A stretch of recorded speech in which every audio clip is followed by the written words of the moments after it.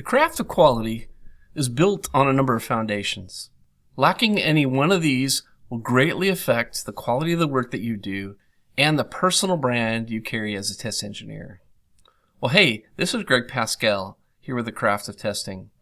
I'm excited to help our community grow and bring the very best tips I know to help us grow as a community of test engineers.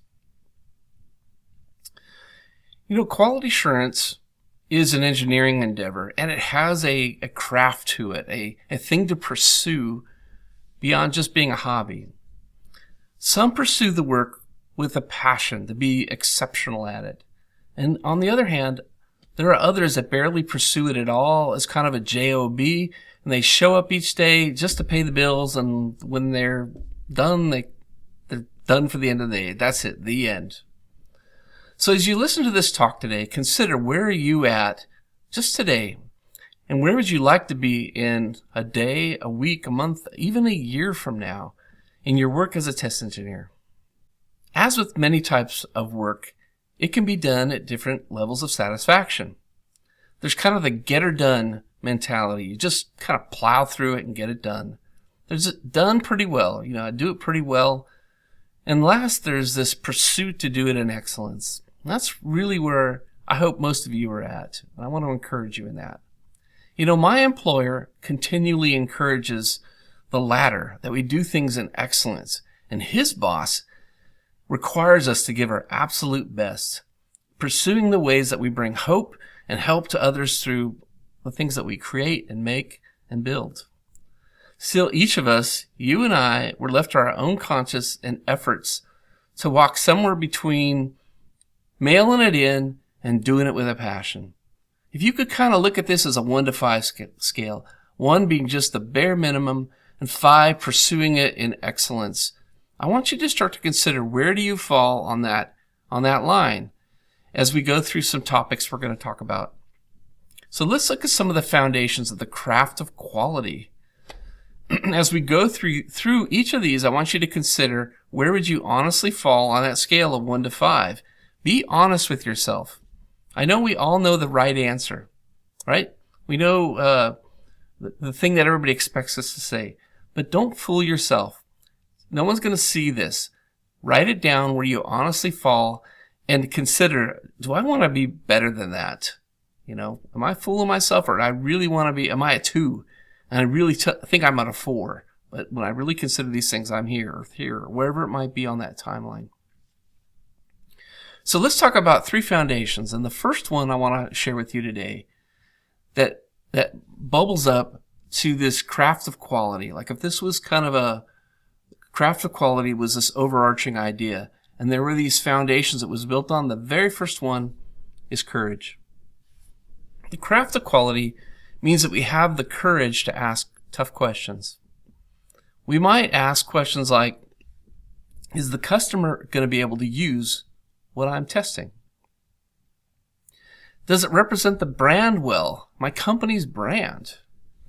Have we cut any corners? Are we just shipping garbage at the end of the day? You know, when I think about the customer part of that, I think about an example in my life. Recently, my doctor said, "Hey, I'd like you to take your blood pressure reading once a week." All right? I'm at that point where I need to do things like that. Maybe some of you are as well. So I have a simple iPhone app. I have a blood pressure meter, and it Bluetooth connect to the app, and it pulls in the data. I do this once a week. And for the longest time, for about the first year, this worked as a piece of cake. And then the company that made the blood pressure monitor came out with a brand new software release. Now, I'm a techie, I'm a nerd, and I always love when an app is updated. Usually it's pretty good. But in this case, missed it by a mile. The company had produced an app, imagine a blood pressure app, for 20-somethings that probably just got off their Xbox or their gaming machine. And really, is that person going to be the person that's going to be taking their blood pressure on a daily basis? Probably not, or a weekly basis. What they forgot about is the user of these machines is probably someone like myself in his 50s or later who's being asked to do this. Now, I'm a technical nerd, and I don't have too much trouble working with apps, but I know if you hand this off to someone in their 70s or 80s that doesn't love technology necessarily at the level you and I do it, this company failed miserably. They didn't think about the customer. And the test engineer failed when it came to testing this application that probably every cool feature and, animated icon looked great. But they never asked the question, can the customer use this? No, they can't. Most customers that use these sort of machines are not people that, are playing technical games on their phone all day. At best, it might be solitaire or something simple like that. So this is a great example of having courage as a test engineer to consider, is the application built for the target, customer? Also, sometimes when it comes to being scrappy, I hear this term coming up more and more as, agile and DevOps and things grow. We're going to be really nimble. We're going to build this thing. We're going to ship it. And a good friend of mine says this sometimes. He says, the idea that scrappy can sometimes turn into crappy.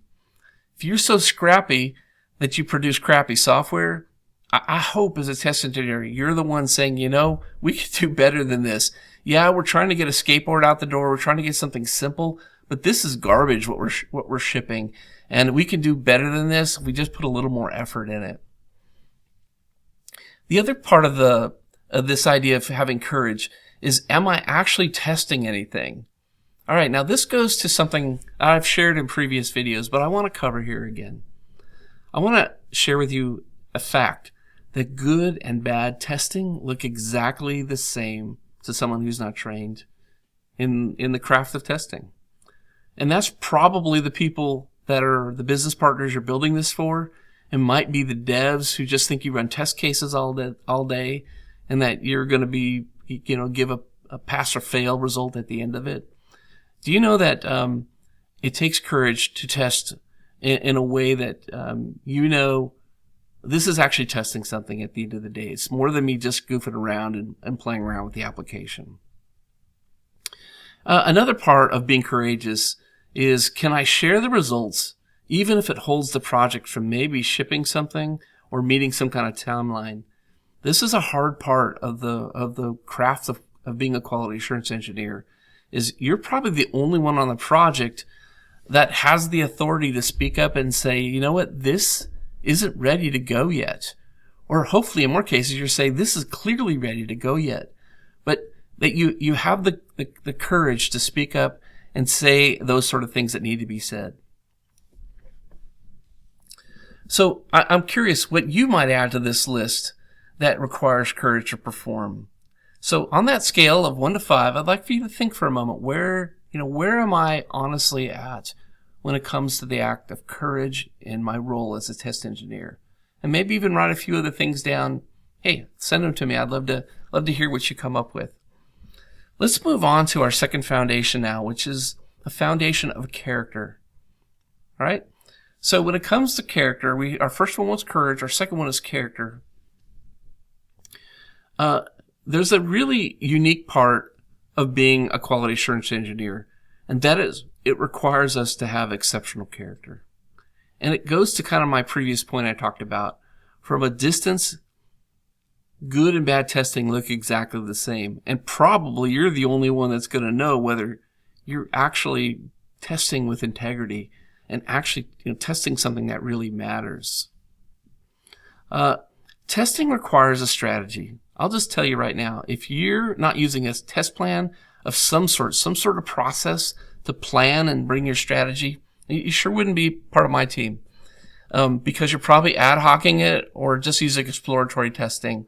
And while that's a lot of fun to do, that isn't testing with a strategy, and it's not being intentional. And to be honest, that's not the character or the type of test engineer I want to hire, as I'm looking for test engineers maybe to add to my team. And you shouldn't either. That means you're just getting someone that's screwing around and really not providing much value for the money you're paying them. But from a distance, it might look like testing. This is why character counts. It matters. If you have activity and you have minus a strategy, it still looks like testing. Again, character matters here. And unfortunately, it's easy to do a crappy job as a test engineer and still present it as authentic testing. I know. I've worked with plenty of test engineers that don't really provide much value in the testing they do. And they maybe even turn over a cool looking Excel spreadsheet with all the test cases they ran. At the end of the day, they didn't reduce any risk. And a great test for that is test engineers should be finding things, right? Their test cases should be finding things on a regular basis. If everything's always shiny and perfect and there aren't no defects found, then you probably got something going on. Here's what character looks like when it comes to the craft of quality. You know you have a plan and a strategy behind the approach that you're testing. You know it. Character says, I've got a plan. I've got an approach. And it's not just me making it up as I'm going along. If you're finding your team members are doing that, I encourage you, one, hold each other accountable and challenge the team to bump up their game. You don't want a whole team full of people that are just ad hoc testing. Avoid just busy work as a substitute for identifying real risk and reducing risk. The fact is I've interviewed so many test engineers, and one thing I know about them is they love to take things apart and they love to understand how it works. And that can lead to them to being distracted and taking away from time from their strategy of really finding more defects. So yeah, it's an important part of what we do. It's not that we don't do exploratory testing or whatever, but there's a time when we're done and we move on more with our strategy to test things well. We don't burn up time on something we've, completely tested every nook and cranny of it. And we bring diversity to our testing approach. And what I mean by that is there's something I learned in the ISTQB training, a program I like a lot personally. I think if you can get your CTFL, your Certified Tester Foundation level, it speaks a lot about your character because it means you're willing to put the time in to test well. And while it's fundamental and elementary and there's plenty of more training, you're going to learn great terminology and great concepts around testing. But there's something I learned in ISTQB training, and that is something called the pesticide paradox. And the basic premise behind the pesticide paradox is if you test exactly the same way over and over again, defects tend to become more elusive because it's almost like you get tunnel vision after a while. And the test case can almost get like that where you performed it the same way, and you're kind of like a zombie and it passed again, check, done, and you move on. It's good to look at your test strategy and mix it up from time to time. Sometimes I'll do that by considering things from a different persona. Maybe I'm testing like a 35-year-old today who, just got their new iPhone 13 or whatever version is out these days as you're watching this. And then maybe a week from now, I test it like that senior that's using the phone and they got, everything's blown up with a bigger screen so they can see it well. These help me to see the application from a different perspective and bring more value. So that's the kind of diversity I'm talking about is you're mixing up that test case. You're mixing up your testing a little different. Hopefully you're documenting those things in your test plan and in your test case as well. And you're keeping a good separation of duties, right? There's a reason why we are given the role of quality assurance engineers, and there's a good reason why you're working with developers. These are two different skills. And there's even teachings these days where they want to blend these two things. I really can't think of a dumber thing to do. You need to have a separation of these things because someone who makes something, a developer, has what we call confirmation bias. It's natural. If you paint a beautiful painting or you take a picture, you see it with a certain set of eyes like, I created this. As a test engineer, you need to be have a different perspective. You need to be able to look at it from the perspective of someone who didn't make it and objectively say, does this meet the expectations of the customer? Will they be able to use this? Does this represent our brand well? So I push back on that. I think while you might, as a test engineer, educate your devs on good testing practices that they might roll into their unit testing or their integration testing, devs shouldn't be testing that code. That's what you've been hired to do. If there is no QA, then that's a different situation for a different video. But in this case, if you're there working with some devs, keep a separation of duty and stick with being a great test engineer. I know it looks cool to do all that dev stuff. Well, if you want to do that, maybe you need to start moving into automation. But the craft of being a quality assurance engineer, a great manual test engineer, a test engineer, is worthy to pursue. And it comes with special skills that are different than developing. So do them well.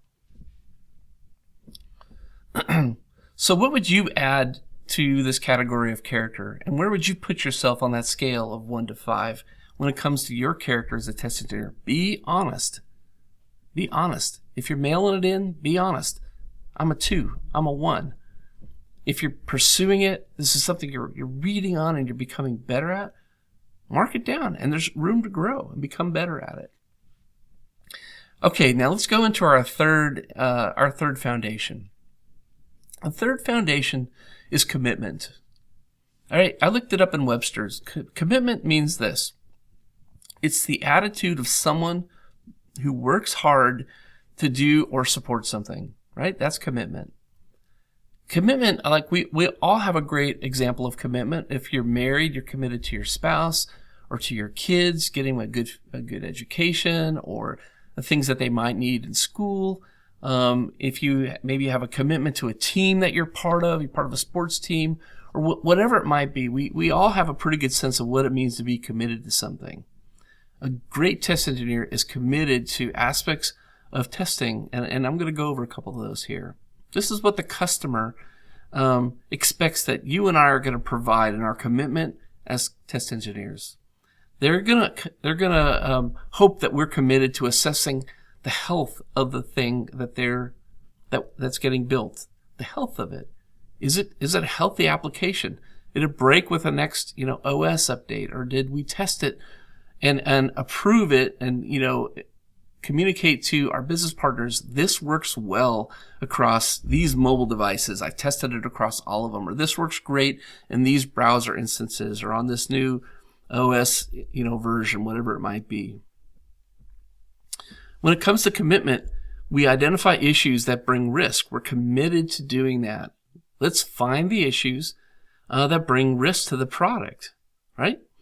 Don't just run test cases and say, well, I've done all the test cases. Be committed to identifying what are the things that are bringing risk to the application and talk about those things. And we have this commitment to be communicators that do it, bravely. It's hard sometimes. Some of us are super introverts. I'm not so much an introvert, but some of us can be an introvert. And introverts generally don't like to rock the boat a whole lot. And let's say that you have found a defect that, or a problem. So it could even be with a process, the way things are getting done, and you need to communicate it. That takes you being brave in order to do that. You know what? It's worth stepping out. Stand out of the crowd and be brave to say that. This is a hard part of our role because it's not a popular thing to do. But sometimes you need to be that person that says, you know what? This application it's just not up to the standard of what we typically ship. We need to do a better job of this. And that's something that business needs to take in consideration and decide whether they want to ship it as well. And if they ignore what you have to say, maybe that's not the right company for you. I hope you want to work for a place that values your opinion. There will be times they just have to ship something. We all know that. But hopefully they value what you have to offer, and you have a very balanced way that you go about that, so you're not always crying wolf and sending everybody running, but that you do it well and that they can trust your opinion. You need to also have a commitment to being an advocate for the customer. Just like my example with the app for the blood pressure machine. Somebody missed being an advocate for someone like me that was using the app. And thankfully, I'm a tech nerd, so I figured it out. But I know for sure someone like my parent probably would have given up on it altogether, not used the app at all, and missed out on a great piece of equipment. So, be an advocate for your customer. And don't forget this one. Your company hired you to be an advocate for the brand. They've probably put millions of dollars into building the brand that they have, and they want you to represent it well. When you think about what you build, when people think about buying a widget that's in the space of what you build, do they think about your company? Don't you want to encourage that your product, that your brand is known for great products, right? I buy certain products almost without even investigating them too deep, because I know this company makes great products. They always create a great product. And so I would hope that you work for a company that creates products like that as well. I also want you to notice something that I haven't included in that list around commitment, and that is the commitment to ship code. That's somebody else's decision. That's not what you've been hired to do, is to push shipping code. There are plenty of other people that are going to try to do that. You need to be committed to the truth and saying what you have discovered along the way that brings risk, and then let the business decide whether they're going to ship the code or not. But it's this thing that can happen to us. I tell my automation engineers there's something I call go for green. Go for green is when an automation engineer gets so focused on the test passing that they forget about the test testing. This can happen to us when we waver on our commitment.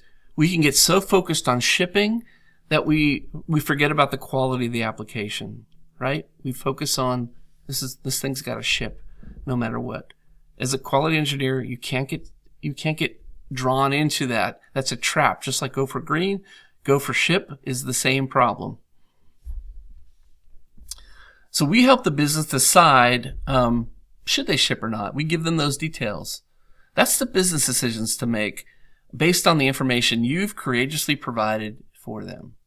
So let's quickly review. Again, we're at that third point, so I want you to consider where you're at on that line.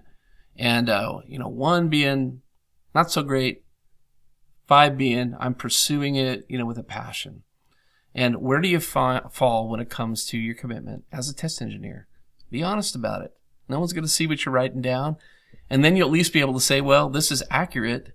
And hopefully for some of you, you're like, I could do better than this. I could push it more. And I hope some of you are like, man, I'm right here. It is hard to push from a 4 to a 5. That takes some work. It's not that hard to go from 1 to a 2. If you're down at that layer, you might even need to be considering, is the work of quality assurance really for me, right? Do yourself a favor and your employer a favor. Find something else you're really passionate about, because you're setting an expectation for the work that we do and what it means to do great quality. So don't set a bad example for that. We want to be proud of the work that we do at the end of the day. So a quick review of the 3 things we talked about. Let's go over them now. And I want you to review and think about where you fall on that line of 1 to 5. Foundation 1. Can the customer use this? Does it represent our brand well? Is this good or is this garbage that we're shipping? You have to do that courageously. That's foundation 1, courage. Foundation 2, your character. It matters. Am I testing to a plan or a strategy, or am I just ad hocing it, taking advantage of the fact that nobody really knows the difference? You know what? Have some character and test to a plan. I have my test plan process, the minimal essential testing strategy. You can read about it at metstesting.com. It's meant to be very lightweight, and it's not, a 25-page Word document. Nobody loves to do those. I'm not even sure they're all that effective unless you're, building the next space station or something like that. Your test plan should be manageable, and your strategy should be something you can get in and use as a tool. Don't get consumed with enormous Word docs that no one ever reads. We know that's part of the problem with test plans. They've got a bad reputation because somehow that got modeled that way. They don't have to look like that. Reduce real risk with the work that you do, and stay focused in the mindset of a quality assurance engineer, as a test engineer. Remember, there's an importance of separation of duties. Do quality engineering. Do it well. Let devs do development well. Cheer them on along the way, and hopefully someone's cheering you on to be a great test engineer, a great quality assurance engineer. And diversify your approach. There's that pesticide paradox. It comes knocking every once in a while, and it says it requires us to mix it up a little bit and change the test case a little bit so that we're not always approaching it identically the same way every single time, but we're mixing it up. And then onto our third foundation as a review is commitment. You're assessing the health of the application, so do it well. You're identifying risk and you're communicating it bravely, and you're being an advocate for your customer and your brand. Your company's going to love that you care about the brand of your company. So I really want to leave you with this call to action today. Evaluate, are you doing world-class, test engineering, or are you mailing it in?